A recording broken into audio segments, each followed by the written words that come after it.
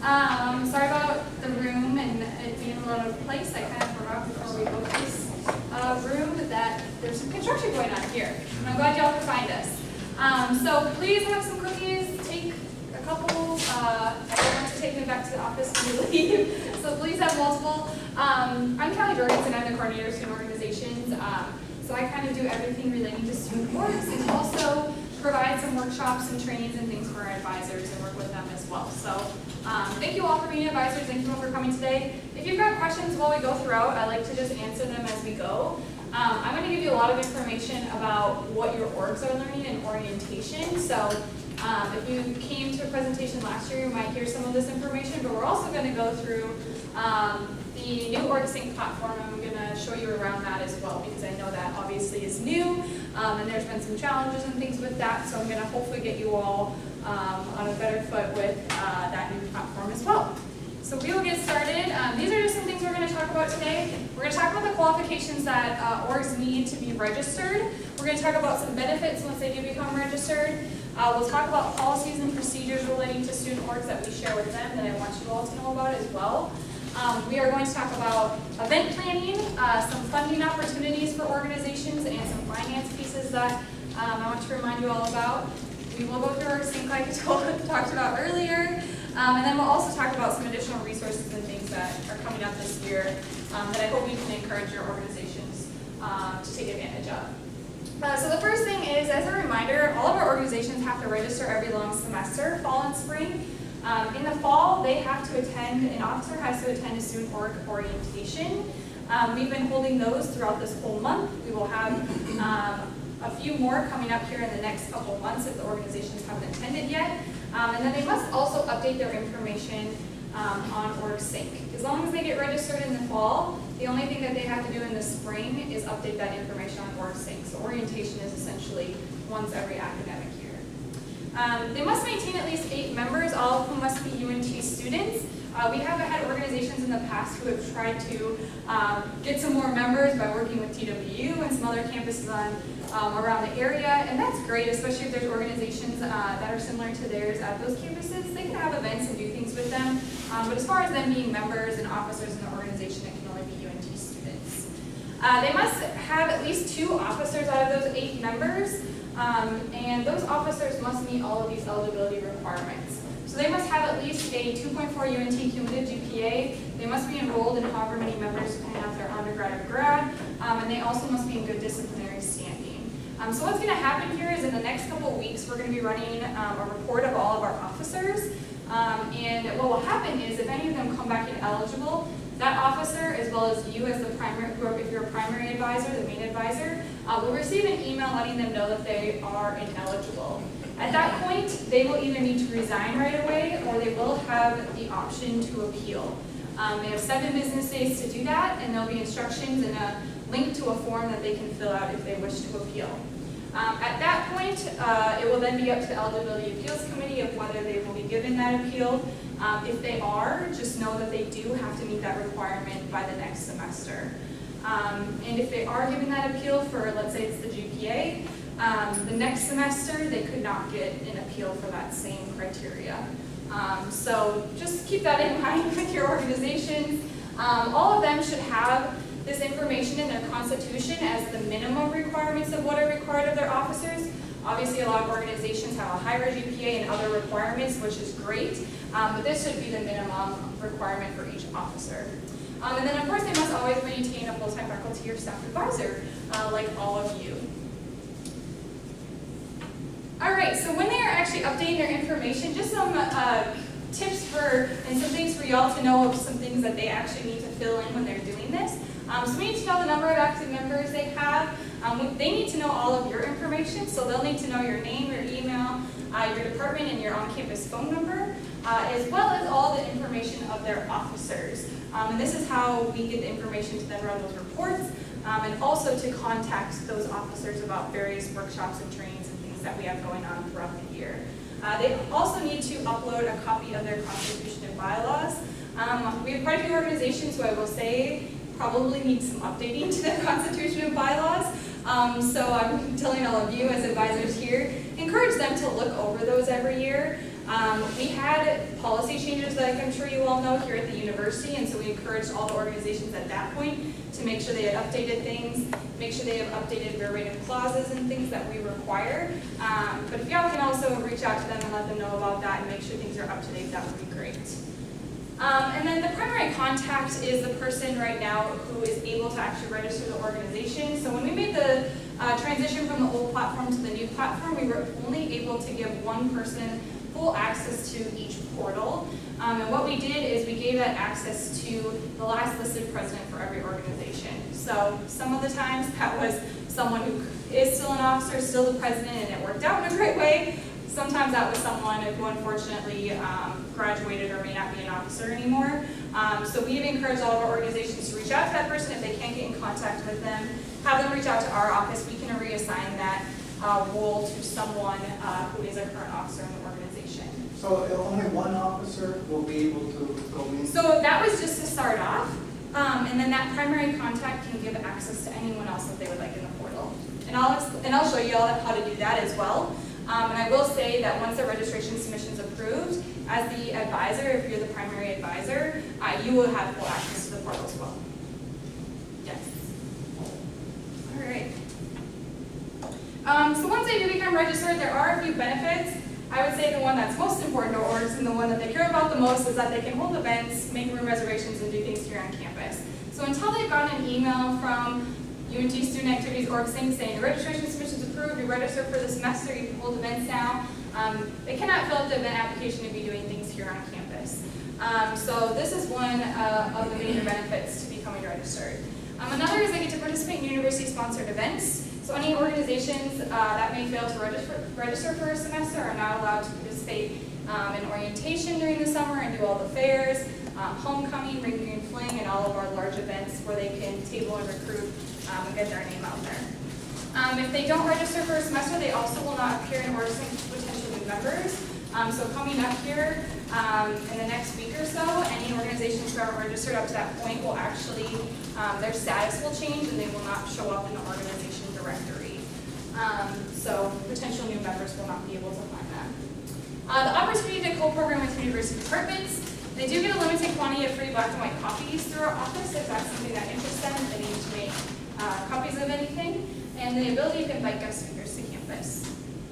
How do they access black and white copies? Is that OrgSync? They come to our office, and if they bring an original copy, we can make up to 100 copies for them per semester. Black and white. Yes. I will say it's highly underutilized, so yeah, if they want to come and bring in a copy, they can definitely do that. So another benefit is they get to use this great space called the Student Org Workspace. Has anyone been able to go check out this space? So this was a space created when the new union was built. It's on the 3rd floor. It's next to the Multicultural Center. And this is a space that student orgs can come, sign in, letting us know which organization they're representing. And they have all of this open, free space and tables and chairs and things to kind of have impromptu and small meetings.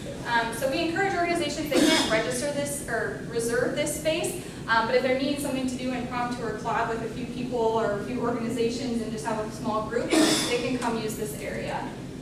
They also added some large screens and things where they can plug in their computers and do a lot of other technology pieces that I don't know much about, but it looks really great and cool, and orgs and students have been using it. So also in this space we have lockers for student organizations. So we do, if your organization has materials that they're storing, maybe they're trying to store them in your office or here on campus and they need a place to do that. We do have options for orgs who become, once they become registered, to apply for a storage locker. They look kind of like this. This is our split size. There is also full size that are the full length of that. And it's an application process. It did close at this point for now, so basically those organizations that had registered up to this point had the opportunity. I anticipate that it's going to open again. But this is another benefit and another something that they can take advantage of once they become registered. If they're given an application, they do get it for the entire school year. All right, any questions up to that point? And then we'll move into policies. You're saying that it might be reopened for the lockers? Yes, so I don't think that they got enough applications to fill all of them, so I do anticipate that they're going to probably reopen them, and so we will let all registered orgs know once that does happen. Yeah. All right, so I'm going to talk to you all about a few policies and procedures. These are just ones that we cover with organizations, and that seem to be the ones that come up the most often. So the first is signs, posters, and ads. So I'm sure most of you all know, working in all of our academic buildings and things, that there are bulletin board spaces that are open for general university purposes. Those are our open bulletin boards, but there's also enclosed bulletin board spaces where signs, posters, and ads can be put up that are a little more restricted. I usually tell our organizations, if it's a bulletin board that you're unsure of using, reach out to the building manager, the office nearby, ask them if it's a space that they can put their sign or poster up. If not, know if you put it up and it's not a space you're supposed to be putting it up on, that it could be taken down. Things that they cannot do, they cannot chalk on campus, and they cannot put flyers or posters on light poles, trees, doors, windows. I don't know if y'all have noticed, but like bathrooms in the back of bathroom stalls are very popular these days. Facilities is going to take them down, and if Student Activities sees them, we'll reach out to them and remind them of this policy and the appropriate places that they should be putting them. Things that they can do, if they're having a large event or wanting to really attract a large number of students, lawn signs are an option for organizations. If they have some funding, they can actually get them made and purchased at Eagle Images or Design Works in the Union and purchase the stakes there, and they're able to put them anywhere on campus. So that is an option. I also always tell them about the digital marketing options in the Union. So that is free for student organizations to use. So if they have a large event they want to market, I would have them suggest reaching out to the union and requesting some digital marketing as well. All right, branding. So I'm sure all of you know this as faculty and staff here, but we do have to remind our organizations that if they're going to use the UNT logo or UNT trademarks in any way, that they do have to get that approved through URCM. So if that's going on, print materials, clothing, buttons, stickers, whatever you name it, they come up with lots of great and crazy ideas and things to make for their organization, which is amazing. But if they're going to put that logo or trademarks on any of those things, they do have to get that approved. They're not going to make them use a specific vendor. They just want to make sure that they're using it in an appropriate way, and that the resolution or the logo is a high resolution logo and things like that. So I direct them to email brandreview@unt.edu directly, and they can attach the image of that t-shirt design or whatever it may be, and they can get approval right through that email. All right, solicitation. So this is what we probably get the most questions about. So if an organization is attempting to sell something like an item maybe that they've made for the organization, or distribute any item, so whether it's flyers or maybe they're handing out candy or whatever it may be, they do have to have a solicitation permit. And so there is a solicitation form that they can fill out. Usually they're doing this when they are going to go table and kind of do things in the union or the library mall area. And maybe they're just attracting students to get to know their organization and to come to a meeting, or maybe they're advertising a large event that they're having, or maybe they're fundraising. And so if they're doing any of those things and they're going to be selling or distributing items, they do have to have a solicitation permit. There is a form that they can get and come ask you to sign, a paper copy, or they can also go through the event application and get approval that way as well. So there's kind of two ways that they can go about doing that. Once they get approval, they do have to go pick up a solicitation permit the day of their event, and they can get those picked up in the Student Org workspace in Union 337 at the desk right when you enter that space, or they can go up to Union Scheduling Services on the 4th floor. They'll simply hand over their student ID. They'll check to make sure that they have a reservation for that day and they've been approved, and then they'll get a permit to basically give them permission to hand out or distribute the items that they're going to be giving out. So a few other things that are not allowed. So raffles are illegal in the state of Texas, so our organizations are not able to do any raffles. So I always tell them, don't use the word raffle, that's just a red flag right there. And let's not do things that would be considered a raffle. So the easiest way to give an example of that is I say, maybe your organization wants to raise money and you're going to do like a flag football tournament to do that. You could essentially charge for people to play in that tournament, but you could not give out a prize at the end. Or you could not charge at the beginning and give out the prize at the end. But if you charge and give out a prize, basically those people are entering to win something, and that would be considered a raffle. So we have some fundraising options and ideas on our website that I always encourage them to go check out. Or if they're ever questioning whether it's something that they should be doing, to ask us before doing anything. And then of course, if it's going on happening here on campus, it's going to go through the event application process where we will ensure that they're following all of those laws. Is a trophy considered a prize? That's a hard one. I would say probably yes. Are you saying yes?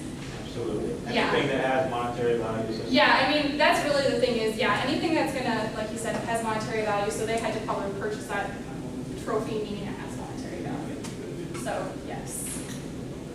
Question, yes. So if we work with area restaurants, is there anything that we need to do? So yes, all of, that would be something that you could definitely do. I know a lot of organizations will do, 20% off at Chipotle or whatever it may be.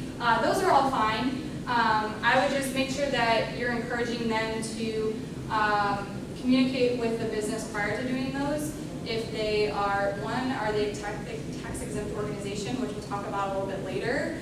Knowing that is really important and making sure that they're letting those businesses know that prior to setting anything up. And then if they are taking money and doing a fundraiser like that, they should have a checking account. Come in. And so those would be two things that I would consider. And we'll talk a little bit more about those in a little bit. Yes, Carter. Actually, just make sure they have an EIN. Yes. Which is, yeah, that they have to do one, like, I would say 90% of people around them.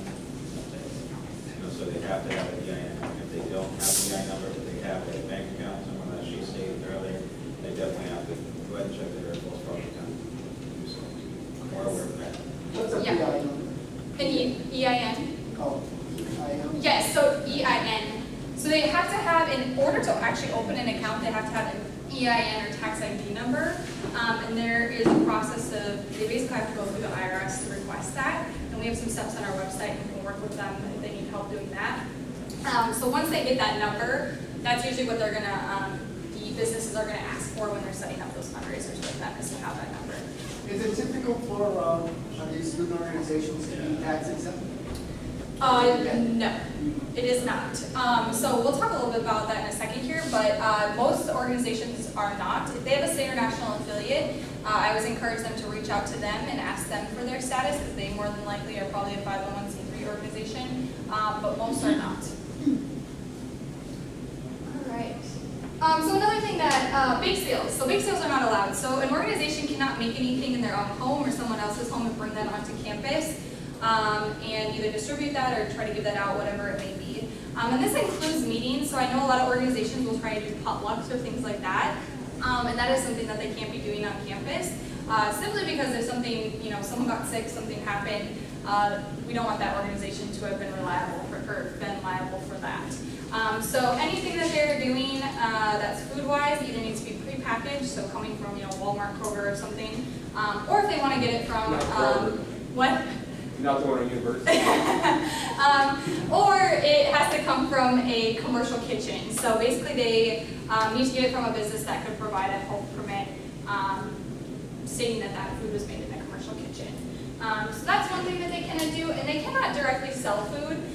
So they can sell things for their organization. So maybe they make t-shirts or they make something for their organization, that has their logo and their name or whatever. They can sell those items, but as far as, bringing buying a case of water at Walmart and bringing it onto campus and trying to sell that, they can actually not directly sell food because that right is kept with Verde and all of the other places on campus here that are allowed to sell food. They can ask for donations for food items. I will say that. It's kind of like a workaround of that. So if they want to ask for a donation for a cookie or something, they could do that. They just need to make sure that when they're asking for those donations, they have some signage of where that money is going to go to.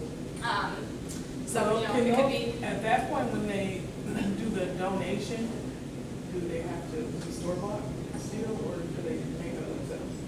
It still has to be store-bought. Yep, no matter what, they can't bring anything that's made by anyone on campus. So it either has to be store-bought or come from a commercial kitchen. And then I have another question. Yeah. So what if they did like a social, would they be able to get them to cook some food? So if it's on campus, then they cannot. It has to be commercial. Yes. It either needs to come from like Verde Catering or something here on campus, or needs to come from a commercial kitchen. So yeah. campus, obviously they can do, they're free to do whatever they would like, but on campus it has to come from one of those places. All right. So the right to free speech and assembly. So I'm sure most of y'all know we have free speech areas here on campus, and our organizations are able to utilize those. They can also reserve some of those spaces and areas if they want to table or have events and things.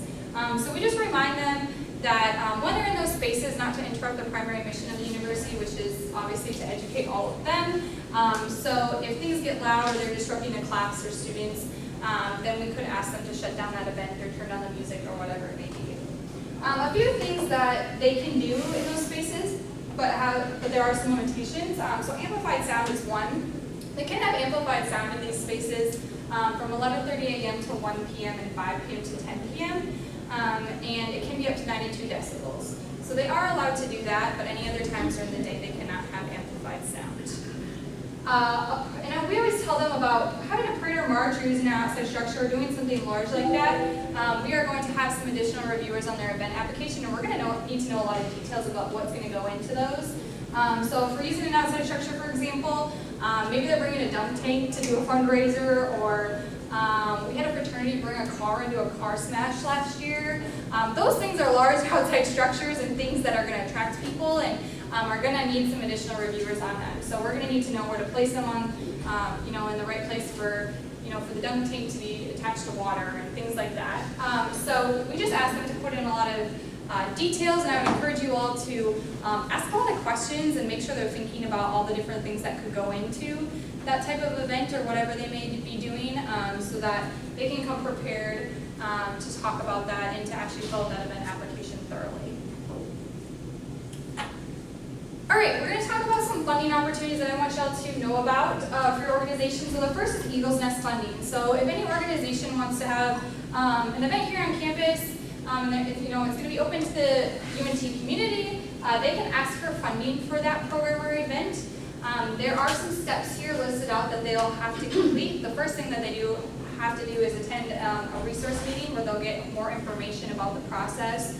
And so that would be the first thing I would encourage them to do. This is through Student Government Association. And they do have to do it quite a bit far in advance of their event date. So I would encourage them to plan ahead. But this is a great opportunity if they are needing some funding and want to do something kind of big and open to the community. I always tell them, go check out their website, SG's website, go email them, ask them questions, and they can help them out with that. The RAUPE travel grant. So this is another funding opportunity. So if an organization is traveling for a competition or a conference, they do have the opportunity to ask for funding for that through the RAUPE travel grant. And so it's a very similar process. It kind of coincides with Eagle's Nest a little bit. They have to attend a resource meeting, do things in advance. But they can get quite a bit of money to travel, and usually they can get money for up to 4 officers. So if you know your organization is traveling to a conference or a competition, let them know about this. Do we have anyone who advises the graduate student organization? Okay, so graduate student organizations go through the Toulouse Graduate School for any funding. So they go through a little bit of a separate process. But this is the RAUPE travel grant. All right, and then in our office, so in student activities, we like to recognize the student organization of the month 3 times in the fall and 3 times in the spring. And so we encourage student organizations to, if they've done something really great, want to be recognized, to fill out the student organization of the month form on OrgSync. It's going to be due, the first ones will be due the 15th of September, and then we'll award September. October 15th, we'll award October, and so on. And they will get a $100 co-sponsorship that they can use for their organization in some type of way. So we'll help pay for advertising or marketing materials here on campus, or maybe if they're having an event and they're going to have a catering bill or AV, we can pay up to $100 of that. And we'll also recognize them in the month or the weekly newsletter we send out to orgs and tweet them on social, send out tweets on social media and recognize them there as well. How are they chosen? So we basically just look at them and compare all of the different things that are happening. It does give some ideas of things. They are able to upload documents. So I will say organizations that upload documents to prove that they've done something, that helps. The more detail, the better. We'll have some that will just submit a tiny little bit of information, but those that submit things that really are showing that their organization has done something great, are usually the ones selected. And we have just a little group in our office that will all vote and choose.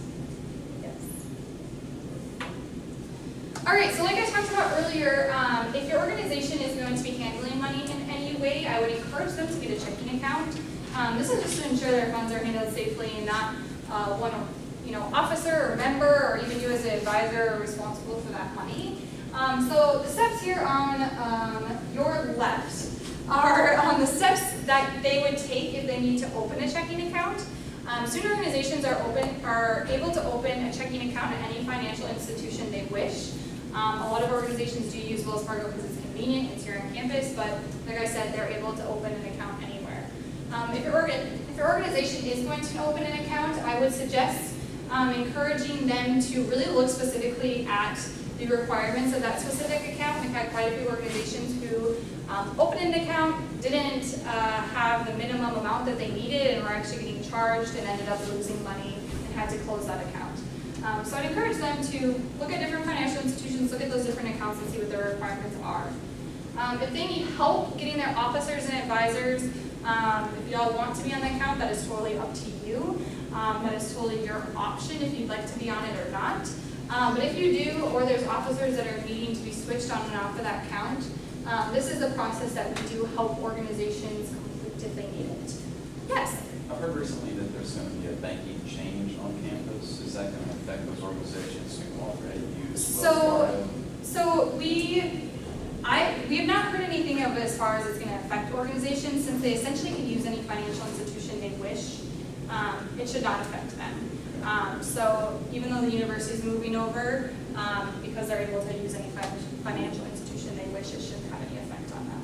So the Wells Fargo the Union will remain the bank itself, the branch, or will it change to Chase? That is what I do not know yet. Yes, so that is, I have not heard whether they are actually staying there and will be in the space still, but something that we're obviously looking into. And yeah, but at this point, we've told organizations you can still bank anywhere you like. So know that, and while it might not be as convenient if it does move, they would be able to switch if they wanted to.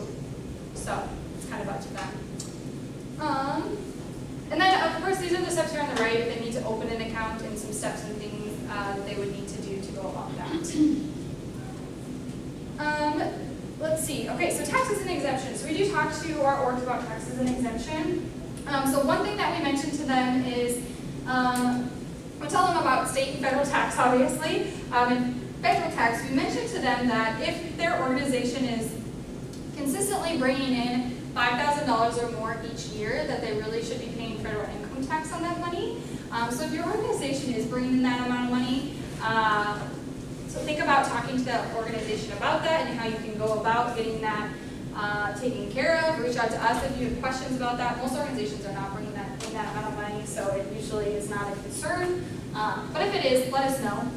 And then we also talked to them about exemption, so tax exemption. So there's obviously 10 types of tax exemption, but the ones that orgs care about is the 501c3 status, because that's the status that donors can write off their donations to those organizations. So we tell those orgs, when you're going and asking for donations from businesses, you need to let them know that you are not tax exempt. If an organization has a state or national affiliate, we encourage them to reach out to them, ask them if they can use their tax exempt status. If they do, great, and they say it's fine. If not, then they're kind of in the same boat as all those other orgs who are not tax exempt. We do not encourage them to necessarily apply for that status because it's very timely, it's expensive, and they're more than likely probably not going to get it as just being an individual organization here at UNT. So one thing we do tell them is that they're going and asking for donations from businesses and doing things. Student Activities can write them a letter just basically saying that their organization here on campus, they're not operating for a profit, but they're just kind of doing business for their organization, trying to raise some funds to do some things for their organization. And a lot of times those donors will take that letter and use that, and we'll give them those donations. So if they ever come into a situation, have them reach out to us and we can create that letter for them.